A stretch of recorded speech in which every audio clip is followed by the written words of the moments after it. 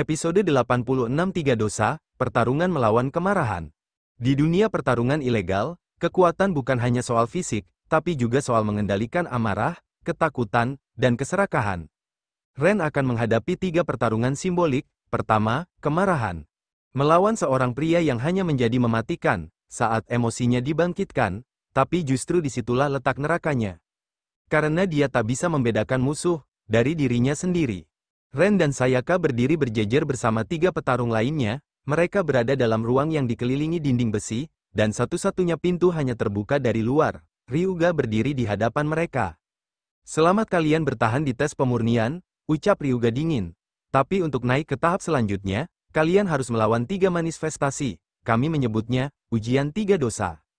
Ryuga menatap Ren. "Kau yang pertama." Ren melangkah maju tanpa kata. "Lawanmu, bernama Ogi." Pintu besi terbuka, seorang pria masuk, bertubuh kekar, kepalanya plontos, tubuhnya penuh luka bakar lama dan bekas jahitan kasar. Mata kanan tak bisa dibuka sepenuhnya, dan tangan kirinya tampak seperti direkonstruksi dari tulang yang tidak utuh. Tapi dia tenang, terlalu tenang. Sayaka berbisik dari belakang, "Itu Ogi, dulu eksekutor pribadi klan Tetsuma. Mereka bilang dia hanya bertarung kalau dipukul lebih dulu, tapi sekali kau pukul, kau takkan bisa berhenti sampai satu dari kalian mati." Ren mengangguk perlahan, matanya tak lepas dari pria di depannya.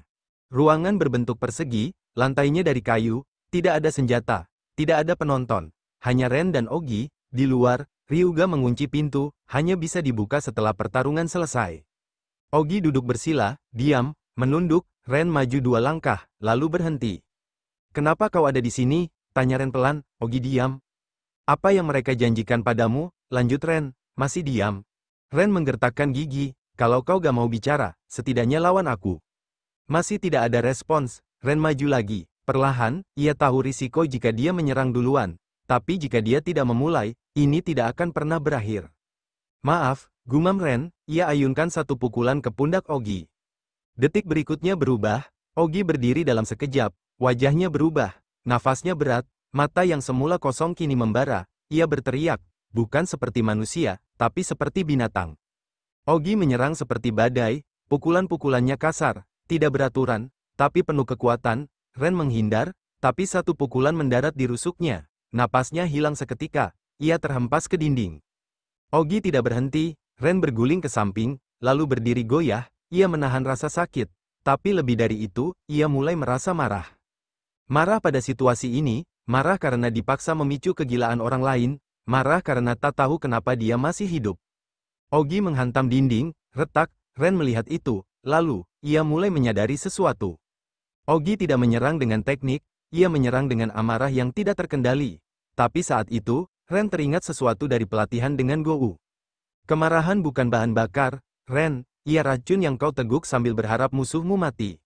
Ren menenangkan napasnya. Ogi menyerbu lagi. Tapi kali ini Ren tidak menghindar sepenuhnya. Ia mundur setengah langkah, lalu gunakan energi dorongan Ogi untuk menjatuhkannya. Tubuh besar Ogi terhempas. Ren segera naik ke atas tubuhnya. Tapi tidak menyerang, ia memeluk kepala Ogi dengan erat, bukan untuk mencekik, tapi untuk mengunci. Ogi menggeliat, mengamuk, tapi semakin ia melawan, semakin terkunci tubuhnya.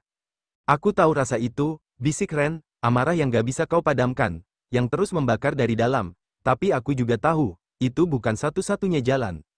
Ogi meronta, tapi semakin lemah. "Aku gak mau bunuhmu," kata Ren lirih, "karena kalau aku lakukan, aku akan sama sepertimu." Setelah beberapa menit, Ogi berhenti bergerak. Ia masih hidup, tapi pingsan. Pintu dibuka, Ryuga masuk dan melihat pemandangan itu. Ren duduk terengah, Ogi terbaring tak sadarkan diri. "Kenapa kau gak habisi dia?" tanya Ryuga. Ren menatapnya. "Karena aku bukan bagian dari dosa itu." Ryuga hanya diam, lalu angguk pelan. Sayaka, yang menunggu di luar, menatap Ren dengan ekspresi sulit dibaca. Tapi kali ini, tidak ada ejekan, tidak ada komentar sinis. Hanya penghormatan. Ujian pertama selesai. Ren berhasil mengalahkan kemarahan, bukan dengan kekuatan, tapi dengan pengendalian. Tapi dua dosa lainnya menanti. Berikutnya, keserakahan, dan kali ini, lawannya, adalah seorang wanita yang bertarung demi uang, dan akan menjual siapa saja, bahkan dirinya sendiri, demi bertahan hidup. Episode 87 Tiga Dosa, Pertarungan Melawan Keserakahan.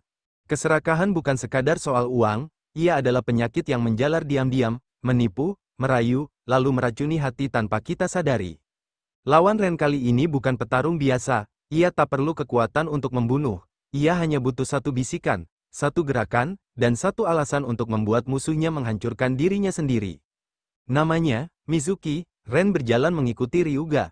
Tubuhnya masih terasa pegal dari pertarungan dengan Ogi, tapi pikirannya jauh lebih waspada kali ini. Kau belum pulih, ucap Ryuga tanpa menoleh. Aku belum pernah pulih sejak umur 5 tahun, balas Ren, datar. Ryuga berhenti sejenak, lalu membukakan pintu besi kecil. Di dalamnya, ruang pertarungan berbentuk lingkaran, dindingnya penuh cermin besar, menggantung dari langit-langit, menyilaukan cahaya, tidak ada sudut gelap, tidak ada tempat sembunyi. Di tengah arena, seorang perempuan duduk di atas kursi logam, kaki disilangkan, wajahnya cantik, rambut hitam legam, tubuh langsing dibalut pakaian ketat berwarna merah gelap, tatapannya tajam, penuh percaya diri. Mizuki, kata Ryuga, dosa kedua. Ren melangkah masuk, pintu di belakangnya terkunci rapat. Mizuki berdiri perlahan, suaranya lembut, nyaris berbisik. Kau manis juga, Ren, lebih muda dari yang kupikir. Ren diam, Sayaka bilang kau anak baru, tapi sudah bikin banyak orang kesal. Kau tahu, di dunia ini, semua orang bisa dibeli, termasuk rasa sakit. Ren tetap tak menjawab.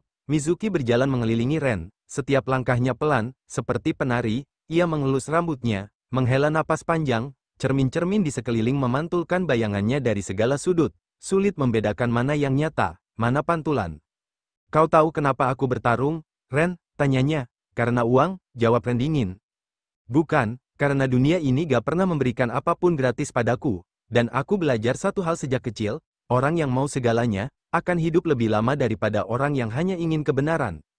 Tiba-tiba, Mizuki menghilang dari pandangan Ren, refleks, Ren berbalik, tapi yang ia lihat hanyalah pantulan, lalu tendangan keras menghantam perutnya dari belakang, ia terjatuh.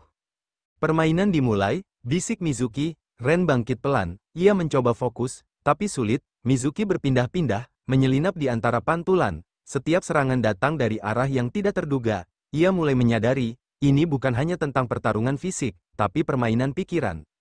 Apa yang kau inginkan, Ren? Suara Mizuki menggema dari segala arah. Balas dendam, uang, ketenaran. Ren menarik napas dalam. Aku ingin tahu kenapa orang seperti kalian masih bisa tidur nyenyak di malam hari. Tiba-tiba, pantulan Sayaka muncul di salah satu cermin. Ren terkejut, Sayaka berdarah, berlutut, menatapnya dengan air mata. Ren, tolong, aku. Ren terdiam, panik sejenak. Tapi kemudian ia menyadari, ini bukan nyata. Mizuki muncul di belakangnya, Ren berbalik dan menendang, tapi hanya memukul udara. Cepat belajar, tapi tidak cukup cepat, ujar Mizuki sambil tersenyum licik. Ren menutup matanya, ia berdiri diam di tengah arena, perlahan menenangkan diri. Mizuki menyerang lagi, kali ini dengan belati kecil yang ia sembunyikan di pergelangan kaki, tapi Ren menghindar tanpa melihat. Ia menggunakan suara, langkah, nafas, bukan mata. Ketika Mizuki mencoba menebas dari samping, Ren memutar tubuhnya dan menjatuhkannya ke lantai. Cermin-cermin bergoyang, pantulan retak, Ren duduk di atasnya, menahan tangannya. Kau tidak bisa membeli segalanya, ucap Ren. Mizuki tertawa pelan, kau salah, bahkan luka pun bisa dibeli. Bahkan memori. Ren mencengkeram pergelangan tangan Mizuki lebih erat. Aku tidak akan membunuhmu, tapi kau harus tahu, harga dari hidupmu sekarang bukan uang, tapi rasa malu. Mizuki berhenti melawan, ia menatap Ren, dan untuk pertama kalinya, tidak tersenyum. Ren keluar dari arena, Ryuga berdiri di depan pintu. Kau tahu, kebanyakan orang gagal di dosa kedua, katanya, mereka terpikat, lupa siapa diri mereka, tapi kau, menarik. Ren tidak menjawab. Di ujung lorong, Sayaka menunggu. Kali ini ia berbicara lebih dulu. Dia mencoba memakai pantulan wajahku. Ren mengangguk. Sayaka menatapnya lama, lalu berjalan menjauh tanpa berkata apa-apa. Ren telah melawan kemarahan dan keserakahan, tapi dosa terakhir adalah yang paling sulit, ketakutan, karena tak ada musuh yang lebih berbahaya, selain yang hidup di dalam diri sendiri. Sejak kecil, pria itu adalah ayahnya, tapi itu tak mungkin. Ayah Ren sudah mati. Ditembak tepat di depan matanya. Saat usianya 5 tahun, bersama ibunya, ia ingat darah, jeritan, dan mata kosong sang ayah sebelum tubuhnya roboh. Ren mundur satu langkah, napasnya mulai memburu. Ini bukan nyata, ini bukan nyata. Sosok itu melangkah maju. Ren, suaranya berat, namun tenang, sudah lama ya, nak. Ren memicingkan mata, Ia tahu ini mustahil. Tapi suara itu, tubuh itu, detailnya terlalu sempurna. Ren mencoba bicara, tapi tenggorokannya tercekat. Kenapa kau biarkan kami mati? Suara itu kembali. Kali ini lebih dingin. Kenapa kau hanya bersembunyi di bawah meja, sementara mereka membunuh kami? Tubuh Ren menegang, sosok itu kini ada 2 langkah di depannya. Kau ingin membuktikan diri jadi petarung terkuat, untuk apa? Balas dendam, itu takkan membuat kami hidup kembali. Ren mengepalkan tangan, giginya bergemelutuk. Aku, tidak punya pilihan, ucap Ren lirih. Kau punya, tapi kau pilih jadi pengecut. Tiba-tiba, sosok itu menyerang. Ren menghindar, refleks tubuhnya lebih cepat dari pikirannya. Tapi serangan berikutnya menyusul, tinju demi tinju diluncurkan. Dan anehnya, Ren tak bisa mengimbangi. Karena pria itu bukan hanya kuat secara fisik, tapi juga membawa rasa bersalah. Ren terpukul di rahang, lalu di perut, ia jatuh berlutut. Sosok ayahnya menatapnya dari atas. Kau selalu lari, Ren, dari sekolah, dari masa lalu, dari ketakutanmu sendiri. Ren menggertakkan gigi, perlahan berdiri. Ya, aku lari, tapi aku juga terus maju. Setiap kali aku jatuh, aku bangkit. Setiap kali aku takut, aku paksa kakiku tetap melangkah. Sosok itu menyerang lagi, tapi kali ini Ren menangkis. Ketakutan itu nyata, tapi bukan berarti aku harus menyerah padanya. Tinju kanan Ren menghantam perut lawannya. Sosok itu terhuyung. Ren maju lagi, 2 pukulan, 3, 4, lalu 1 tendangan keras menghantam dagu. Sosok itu jatuh, dan ketika tubuhnya menyentuh lantai, cahaya padam sejenak. Saat lampu menyala kembali, sosok itu hilang. Hanya Ren yang tersisa di tengah ruangan, terduduk, terengah, menangis dalam diam. Ryuga berdiri di ambang pintu, menatap Ren dari kejauhan. Sayaka juga ada di sana, bersandar pada dinding. Kau tahu siapa yang ditunjukkan arena itu padanya? Tanya Sayaka. Ryuga mengangguk. Aku punya dugaan. Sayaka bergumam. Aku tidak tahu dia bisa keluar hidup-hidup dari dosa terakhir. Ryuga hanya berkata pelan. Kalau dia berhasil melawan dirinya sendiri, dia bisa melawan siapapun. 3 dosa telah dilalui, kemarahan, keserakahan, ketakutan. Ren tidak hanya bertahan, ia berubah. Namun perubahan itu adalah awal dari sesuatu yang lebih besar. Karena di luar sana, dunia gelap sedang bergerak, dan nama Ren mulai terdengar. Episode 89 Undangan dari Kegelapan. Kemenangan Ren melawan 3 dosa telah mengguncang fondasi dunia pertarungan ilegal, tapi kekuatan sejati tak hanya diukur lewat otot dan keberanian. Ada kekuatan lain yang bermain dari balik bayang-bayang. Dan kekuatan itu kini mengincar Ren. Ren duduk di pinggir ranjang besi di dalam kamar sempit yang disiapkan Ryuga. Tubuhnya penuh luka, tapi pikirannya lebih kacau daripada sebelumnya. Ketukan terdengar dari pintu. Sayaka masuk, membawa sepucuk amplop hitam. Ini untukmu, katanya, meletakkannya di meja. Ren menatapnya. Dari siapa? Sayaka tidak menjawab, ia hanya menatap tajam. Buka sendiri. Ren mengambil amplop itu. Tidak ada nama pengirim, tidak ada stempel, hanya simbol tengkorak bermahkota yang tercetak samar di atasnya.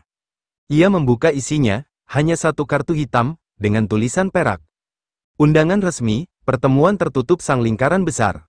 Lokasi, Distrik X13, zona merah waktu, pukul 2 tujuan, observasi potensi, tawaran terbuka.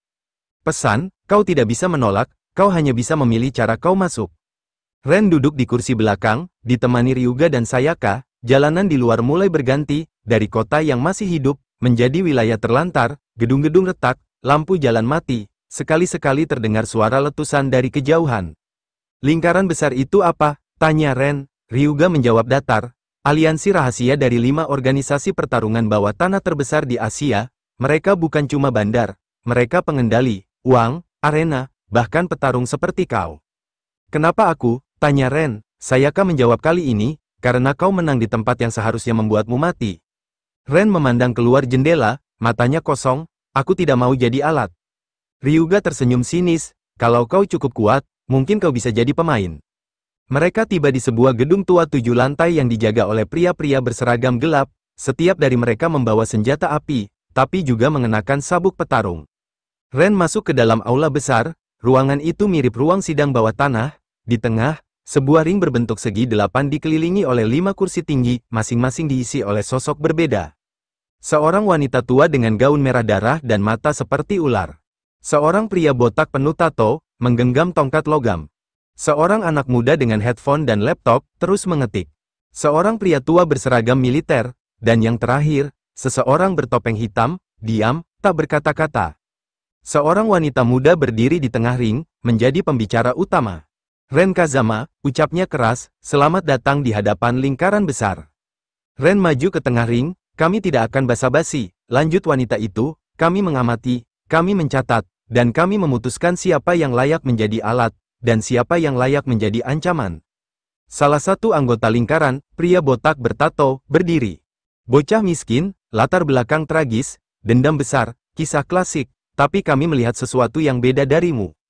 Wanita tua menyusul, suaranya serak, licik, kau memiliki kemarahan, tapi juga kendali, kombinasi langka, kami ingin menawarmu, akses ke turnamen besar yang tidak bisa dimasuki sembarang orang, The Core Blood Arena. Ren sempat diam, apa yang kalian inginkan dariku? Anak muda di kursi komputer menjawab datar, 1. Tunduk pada kami, 2. Bertarung untuk kami, 3. Menang, atau mati. Ryuga mencengkeram bahu Ren dari belakang, tenang, ini hanya tahap tawar-menawar, belum akhir. Ren menggeleng, aku tidak tunduk pada siapapun, kalian ingin aku bertarung? Boleh, tapi bukan karena kalian memerintah, karena aku memilih. Semua yang hadir hening, sosok bertopeng akhirnya bicara, suaranya berat dan dalam. Menarik, biarkan dia ikut, tapi mulai dari dasar, zona neraka. Wanita pembicara tersenyum, baik, Ren Kazama, kau terdaftar, persiapkan dirimu untuk mimpi buruk yang bahkan iblis pun enggan datangi.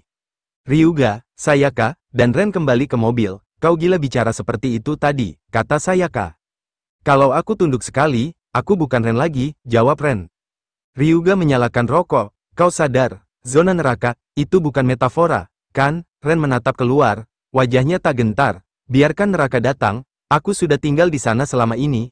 Ren sekarang resmi masuk ke babak paling gelap dunia pertarungan ilegal, di mana bukan hanya nyawa yang dipertaruhkan, tapi jiwa, 1 lawan 2, kemudian 3, lalu 10. Apakah Ren siap menghadapi kekacauan dan bertahan dalam pertarungan yang bahkan veteran pun enggan masuki?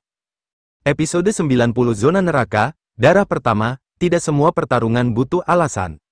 Tidak semua kekalahan berakhir dengan pelajaran, dan tidak semua kemenangan membawa kehormatan. Di zona neraka, yang hidup adalah yang tersisa, yang mati, dilupakan. Ren berdiri di depan gerbang tinggi berlapis baja karat, lampu-lampu merah menyala di sisi kiri kanan, bau logam, keringat, dan darah tercium kuat bahkan sebelum pintu terbuka. Di belakangnya, Ryuga dan Sayaka menunggu. Begitu kau masuk, ucap Ryuga pelan, tidak ada panggil mundur, kau bisa menyerah, tapi kau takkan keluar utuh. Ren mengangguk, napasnya tenang, aku tidak datang ke sini untuk utuh. Gerbang terbuka perlahan dengan derit menyeramkan. Di dalam, kekacauan menanti, zona neraka bukan ring. Ini seperti kolosem kuno yang dipenuhi ratusan penonton liar dari dunia hitam, para bandar, mantan tentara bayaran, mafia, gembong narkoba, sampai selebritas kelam. Di tengah-tengahnya, tanah keras penuh bercak darah, pecahan besi, tulang, dan senjata tumpul berserakan. Speaker tua berbunyi, selamat datang di putaran pembuka, hari ini, petarung baru, Ren Kazama, akan menghadapi format klasik zona neraka, pertarungan bertahap.